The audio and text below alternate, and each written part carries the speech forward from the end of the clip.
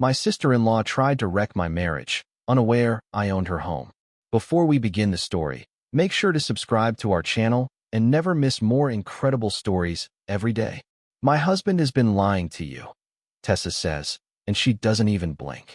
We're in our kitchen, Sunday morning light hitting the countertop like it's innocent. Claire stands across from me with her arms folded, jaw tight, like she's holding her breath underwater. Tessa sits on our bar stool in a cream sweater, legs crossed, wearing that soft little smile she uses at family dinners when she's collecting compliments. I'm Mason, 32, the boring one. I'm the guy who pays bills early and keeps receipts in labeled folders. I work in logistics, nothing glamorous, but I'm calm in a crisis because crises are just problems with timestamps. And right now, my marriage feels like it's on a countdown. Claire says, Tessa, what are you talking about?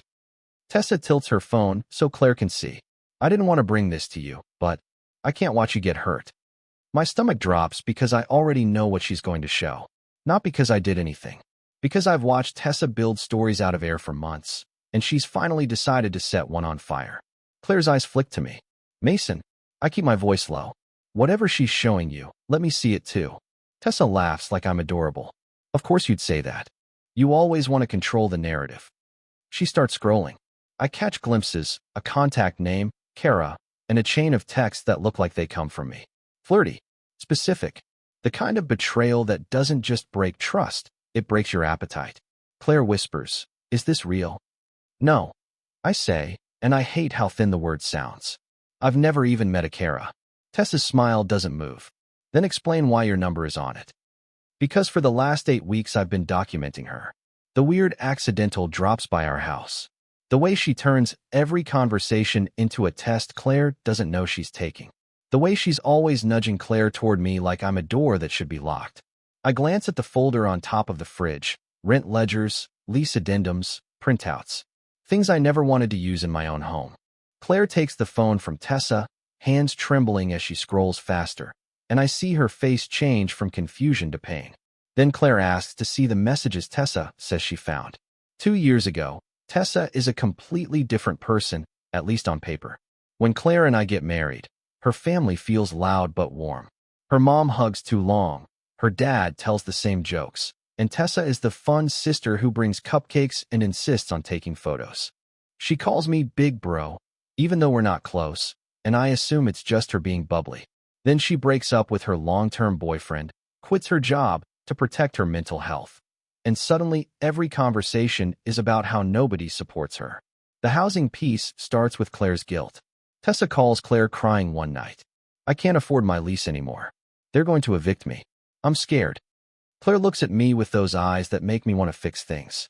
We aren't rich, but we're stable.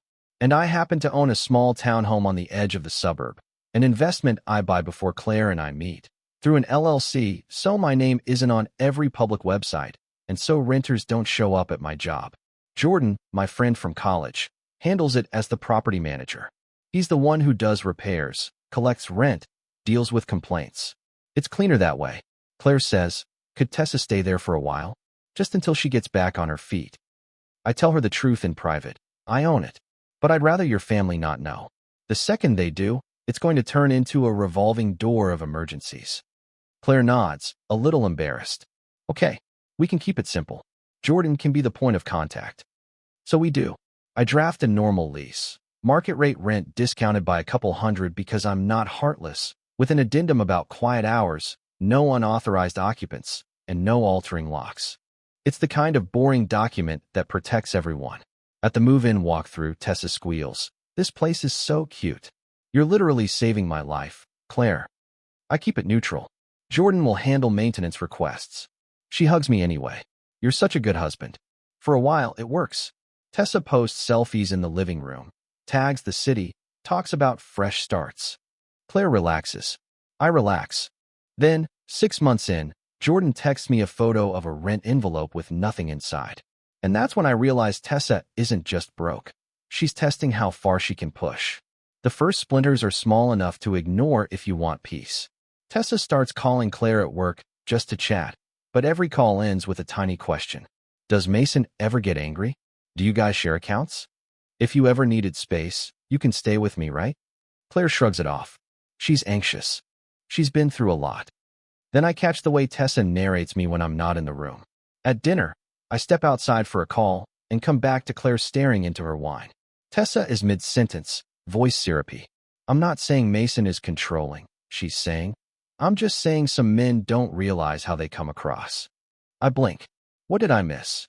Tessa laughs. Nothing. Big bro relationship talk. A week later, Jordan forwards me an email from Tessa. Can I install a ring? Safety reasons. I tell him to reply with the standard line. No exterior modifications without written permission. 10 minutes later, Claire gets a screenshot from Tessa. Your husband's friend is so rude. Is Mason mad at me? Claire sighs.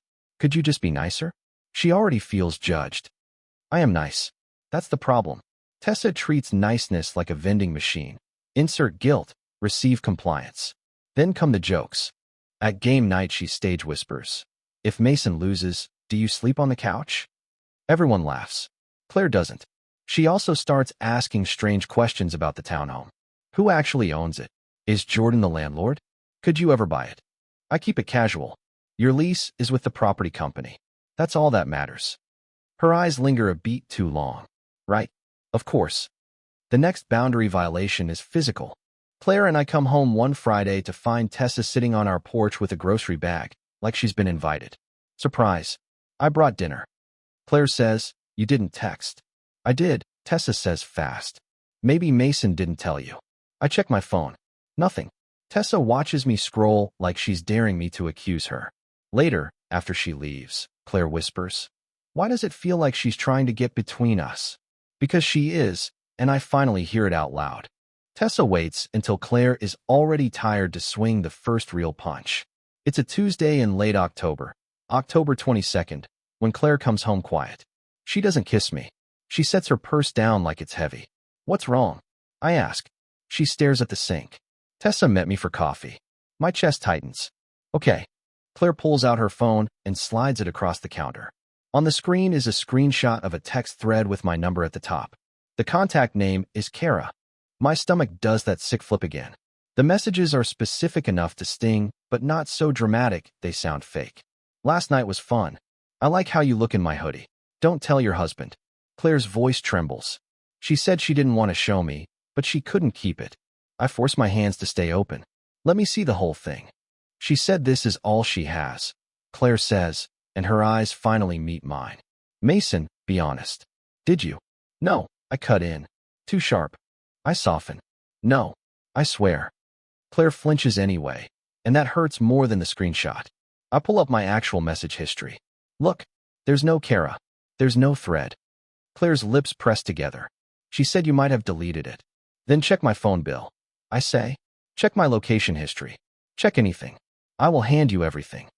Claire doesn't answer right away, and that pause is a new kind of terror. My phone buzzes. A text from Tessa. Tessa, I'm so sorry. Please don't yell at Claire. I stare at the timing. She's watching. I call her. She answers instantly, breathy like she's been crying. Mason, I was trying to protect her. I keep my voice flat. Where did you get that screenshot? Don't do this, she says. You're going to scare Claire. Answer me. A beat. Then her tone shifts colder. People talk. I care. You're not as careful as you think. Claire listens from the doorway, face unreadable. I hang up and face my wife.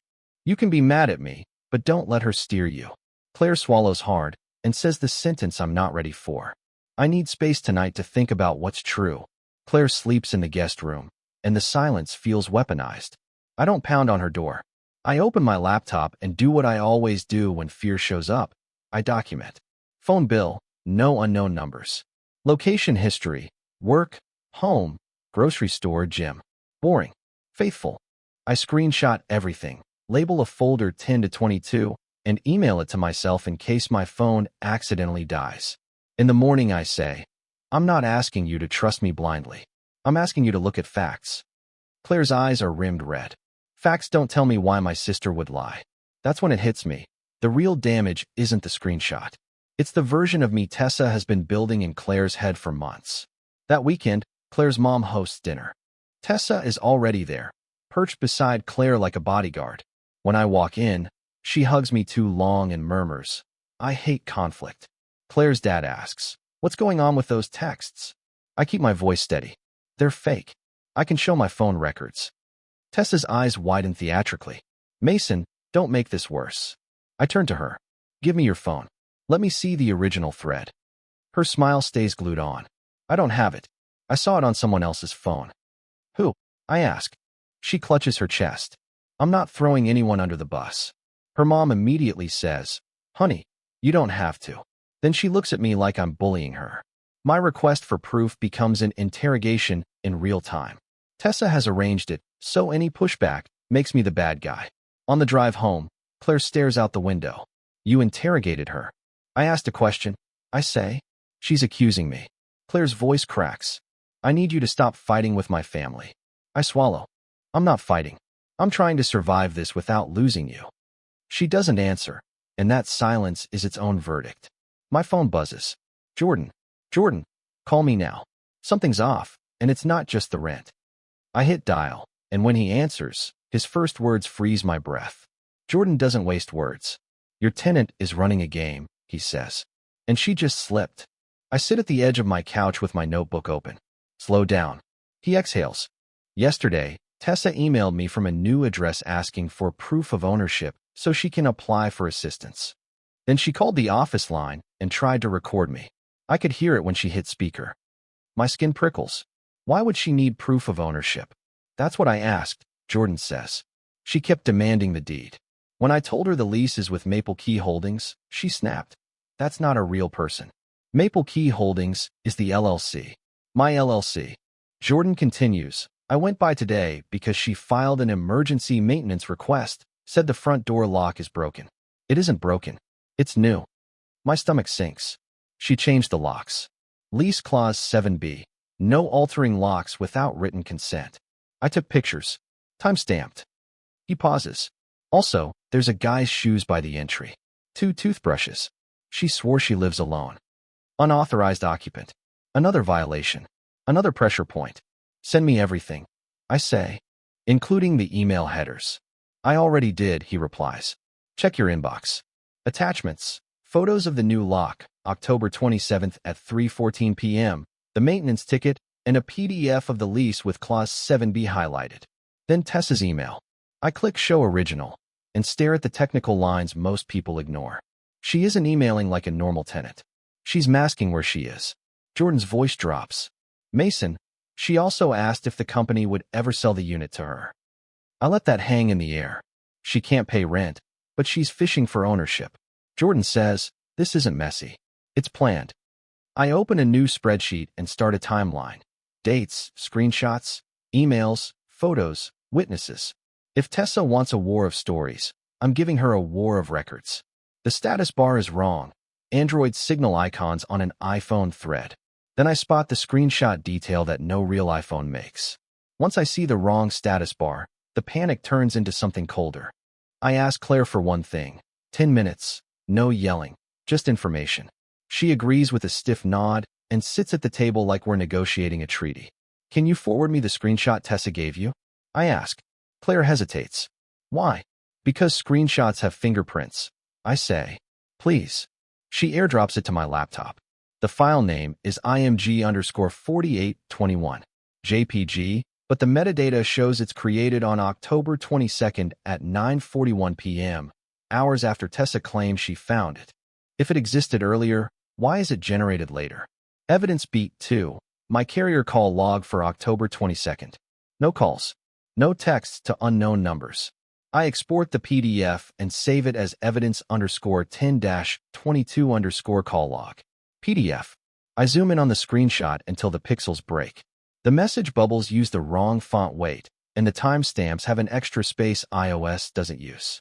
I upload the file and my notes to a private cloud folder and share read-only access with Jordan, just in case. Evidence beat 3. The porch visit. I text Jordan. Do you still have the townhome exterior footage? He replies with a link and one line. Watch October 18th at 7:52 p.m. Tessa stands at her front door with a small package, looks around, then walks behind the neighbor's hedge and comes back empty-handed. 30 seconds. Too deliberate to be nothing. Jordan adds. Neighbor says she's been meeting someone back there at night. I drop it into the spreadsheet. October 18th, 7:52 p.m., exterior cam, package hedge. And because my brain won't stop, I pull one more record, public deed history for the townhome. Owner, Maple Key Holdings LLC, recorded March 14th, 2019. My secret, printed in black ink. I don't show Claire that page yet. I'm not ready for what it might do to her. Instead, I show her the simple stuff, the timestamps, the call logs, the wrong icons. This isn't an accident, I tell her. Her eyes fill. So she made it. I nod. Yes, and that means she'll make more. Claire's phone buzzes on the table, and she flinches like it's a slap. Tessa is calling, and Claire hits speaker before I can stop her. Claire keeps the call on speaker. Tessa's voice comes through bright and concerned. Hey sis, I just wanted to check on you. Are you okay? Claire's knuckles go white. Why did you show me that screenshot? Tessa sighs like a martyr. Because I love you. I'm not going to watch you get played. I whisper, ask her who Kara is. Claire swallows. Who is Kara, Tessa? Tessa laughs softly. I don't know. That's the point. I take the phone from Claire, voice flat. Where did you get it? Tessa's sweetness thins. Mason, you're scaring her. I'm asking a question. I'm not doing this, she snaps, and the mask slips. If you want to keep lying, fine. She hangs up. Claire stares at the dead screen. She never talks to me like that. Not when I'm around, I say, and the words land wrong between us. Jordan calls again. I didn't tell you the worst part, he says. I went back this morning with a formal lease violation notice. She wasn't home, but the blinds were open and I could see the kitchen counter. What did you see? I ask. Certified letters, Jordan says. Stacks. Big red stamps. Final notice. I took a photo from the porch. One's from county court. Another's collections. And there's a printed email with the subject. Urgent. Proof of landlord ownership needed for funding. My mouth goes dry. Funding for what? I don't know, he admits. But she's desperate. This isn't just petty. He texts the photo. The envelopes are blurry, but the return addresses are readable. One has a date stamp, 10/20, 2 days before the Kara screenshot appears. Claire sees my face and whispers, what is it? I show her. She reads final notice and her eyes widen with fear, not anger. Tessa isn't trying to destroy us because she's bored. She's doing it because something is closing in on her, and she thinks my marriage is her escape route. The last image is a landlord verification form, printed and half-filled, with a shaky scribble where a signature should be. Then Jordan sends one more photo, and I recognize my own signature on it. The landlord verification form is the first time Tessa leaves fingerprints I can't ignore. My name is typed on the owner/agent line, and beneath it is a signature that looks like mine if you glance fast. Same swoop on the M, same lazy underline, but it isn't mine. The pressure is wrong. The slant is wrong. It feels like someone traced my identity in pencil. Claire sits at the table, arms wrapped around herself. Did you sign anything for her? She asks. Never, I say. And there's something you need to hear clearly. I take a breath. I own the townhome. I bought it before we met, through an LLC. Jordan manages it. Claire's face goes still. You own it. You knew I had an investment property. I remind her softly. You asked me not to make it a family thing. I kept it private. She nods slowly, but the hurt is there anyway. So she's been demanding deeds because she suspected. Or because she's trying to steal, I say, and the words taste like metal. I slide the deed printout toward her. I can end this today. I can tell your parents I'm the owner and that Tessa forged my signature. Claire's eyes shine, and then my family explodes. They'll say you hid it to control us. They'll blame you for humiliating her. That's the trap. The truth is real, but the timing can still hurt Claire. So I choose strategy over impulse. We don't do this in a living room, I say. We do it clean. With records. With a neutral professional. Claire whispers, like a lawyer? Like someone who keeps it factual, I say. So she can't spin it into drama. The next morning I call attorney Patel, Jordan's recommendation. Patel listens, asks for dates and documents, then says, do not confront her alone. Build a timeline. Serve notices properly. If you believe she forged your signature, preserve the evidence. Claire's hand finds mine under the table. Her grip is small but steady. For the first time in days, it feels like we're on the same side. Then Patel emails a checklist, and the first line makes my stomach drop. Patel's checklist starts with one blunt sentence. Assume she is recording you. That afternoon, Claire's phone lights up with a frantic FaceTime from Tessa. Claire answers, and Tessa's face fills the screen. Tear streaks, shaking lips, full crisis mode. "Claire, I'm scared," she sobs. "Jordan came by again and took pictures through my windows. He's harassing me. And Mason is behind it. He's trying to punish me because I told you the truth." Claire's eyes dart to me. "Tessa, what are you talking about?" Tessa swings the camera around. The living room looks trashed on purpose. Drawers open, something broken on the floor. My pulse slams. "Set up?" I whisper. Tessa snaps back to the screen like she hears me. "See? He's right there. He's watching me. He's intimidating me." Claire covers the mic. "Mason, why would she do this?" "Because Patel was right," I whisper. "She's building a story." Tessa cries louder. "I'm calling the police. I can't live like this." Claire uncovers the mic. "Tessa, don't. Let's talk." "No." Tessa snaps. "You always choose him. I'm done being gaslit." She ends the call. Jordan rings me immediately. "She just posted on the neighborhood app," he says. "Says I'm stalking her and the owner's husband is threatening her." Owner's husband. She doesn't know the owner is me, but she's circling it. Jordan adds, "She filed a maintenance request with photos. The broken lock is the one she installed. She's creating a paper trail like you're the problem." My hands curl into fists. I want to drive there and confront her, but I can already hear her version of it. Aggressive brother-in-law, unstable, scary. Jordan says, "Don't go." That's what she wants. Claire's voice shakes. What if she really calls the police? I force my lungs to work. Then we stay calm and stay factual. We let records speak for us. My phone buzzes with an unknown number and a voicemail transcription. It's Tessa, and she's saying my name like a threat. Patel tells me the trap has to look like a doorway, not a wall. If she feels cornered, she'll escalate, Patel says. Invite her to resolve concerns in a controlled setting. Bring the lease file. Bring the fraud evidence. Bring witnesses. We choose Thursday, October 31st, at 4:30 p.m. in Patel's conference room. Neutral space, security at the front desk, cameras in the hallway. Jordan attends as the property manager. Claire insists on being there, even though her hands shake when she says it. I need to see who she is when she can't hide, Claire tells me. Patel drafts the email so it reads boring on purpose. Subject line, lease compliance meeting. Maple Key Holdings, plus a list of issues. Lock change, unauthorized occupant, and her harassment allegations. With a request she bring any evidence. Tessa replies within 8 minutes. Sure. I just want safety and honesty. The night before, Claire's mom calls her and cries. Why are you doing this to your sister? She's been through so much. Claire looks at me, torn, and I keep my voice gentle. We're not doing anything to her. We're responding to what she's doing to us. To help Claire hold the line, I show her the timeline again. No drama, just dates. October 20th, final notice letters arrive. October 22nd, Kara screenshot created after her coffee meeting. October 27th, locks changed, photo timestamped.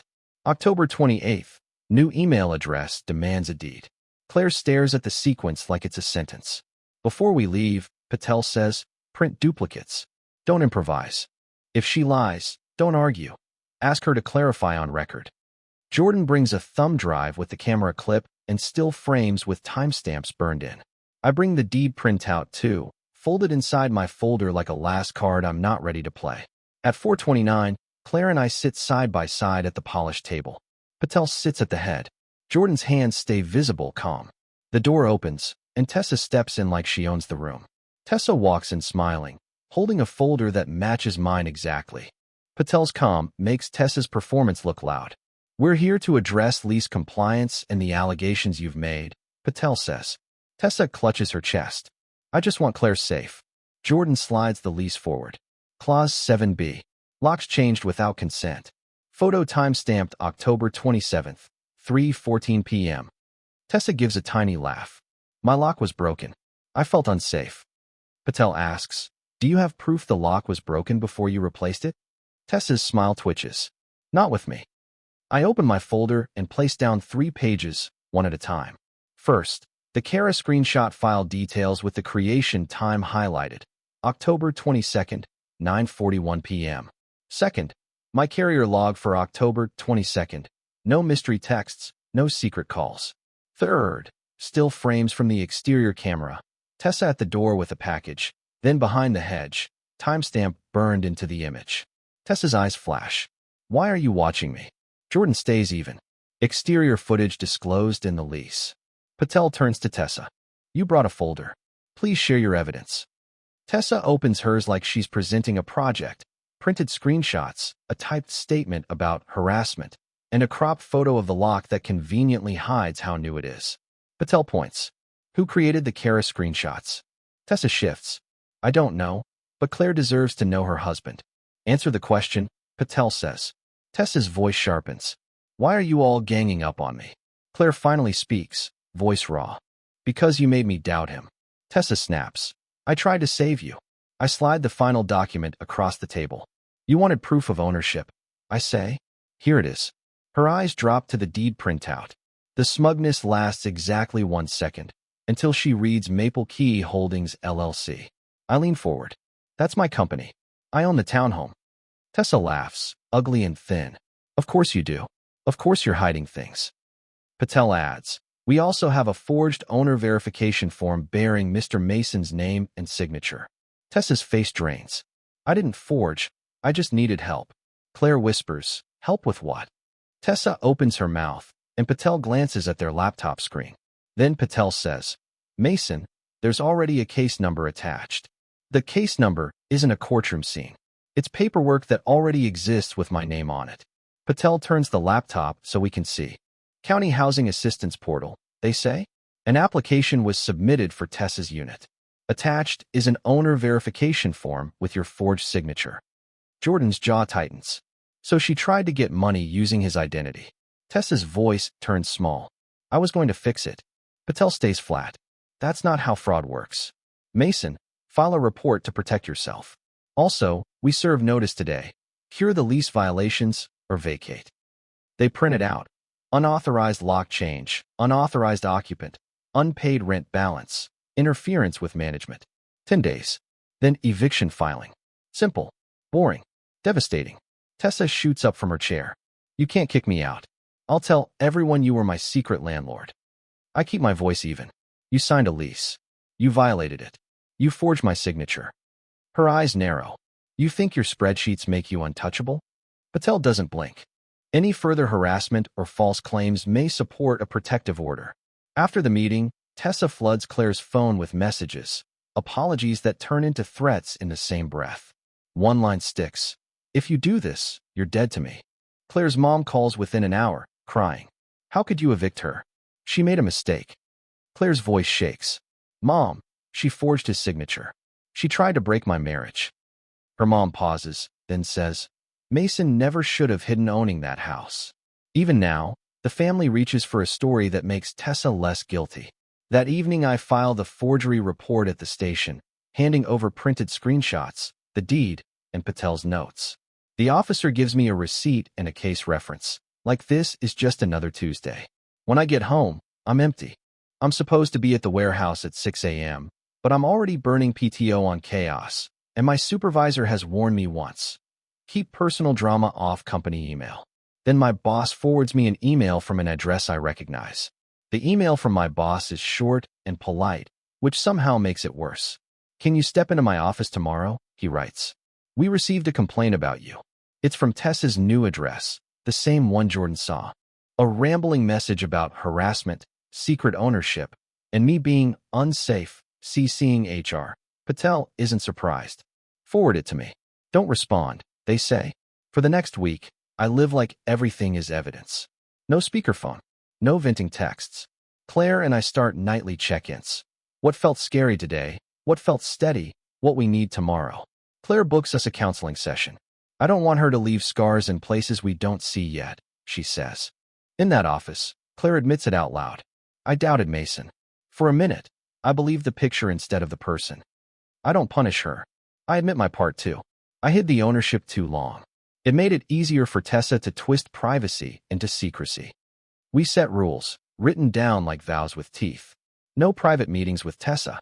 No responding to bait. All communication through Patel. If family pressures Claire, we end the call. We change passwords, turn on two-factor authentication, and place a simple fraud alert on my credit. Claire practices the script with shaking hands. I love you, but I won't discuss Mason like he's a rumor. Jordan posts the formal notice on Tessa's door with a witness and timestamped photos. Patel replies to HR with the police report receipt and the lease file. My boss meets with me, sees the documentation, and says, handle it outside of work. Not warm, but fair. The hardest part is grief. Claire cries in the shower over the sister she thought she had. I sit on the bathroom floor and remind her, you didn't lose her because you set boundaries. You saw her when she ran out of masks. One night, Claire whispers, promise me we won't go numb after this. I kiss her hair. We won't. We'll go honest. 2 weeks later, the court notice arrives, and Claire asks to read it together. We open the court notice at the kitchen table like it's a medical result. Patel has already translated it into plain English. The next step is an eviction filing date unless Tessa vacates or cures the violations. There's also a separate fraud investigation tied to that assistance application, something I'm a witness to, not the hero of. Real life doesn't give instant justice. It gives paperwork and consequences that move at the speed of procedure. Tessa doesn't come to our door again. She tries to work the family instead. Vague posts about toxic men, tearful calls to Claire's mom, little hints that I'm punishing her. But now the story has a problem. We have documents. When the cure period expires, Patel files. A week later, Tessa asks through counsel for a move-out agreement instead of a hearing. No apology, just strategy. We agree to something simple and enforceable. She vacates by a specific date, returns all keys, leaves the property undamaged, and stops contacting Claire directly. Patel puts it in writing. Jordan schedules the walkthrough. On move-out day, Jordan sends me 3 photos. Empty rooms, clean counters, the unauthorized lock removed. Final image, the keys in a sealed envelope with the date written across the flap. Claire stares at that photo for a long time. Then she says, quietly, I miss who I thought she was. I know, I tell her. But I don't miss who she made you become around her. We don't celebrate with fireworks. We celebrate with calm. We keep counseling for a few more sessions. We practice saying no without explaining it 5 different ways. Here's my takeaway. Manipulators don't win because they're smarter. They win because decent people hate looking mean. If you're trapped in a story you didn't write, stop trying to argue your way out of it and start documenting. Dates, screenshots, metadata, witnesses, professionals. And if you're married, remember this. Your spouse is not the jury, they're your teammate.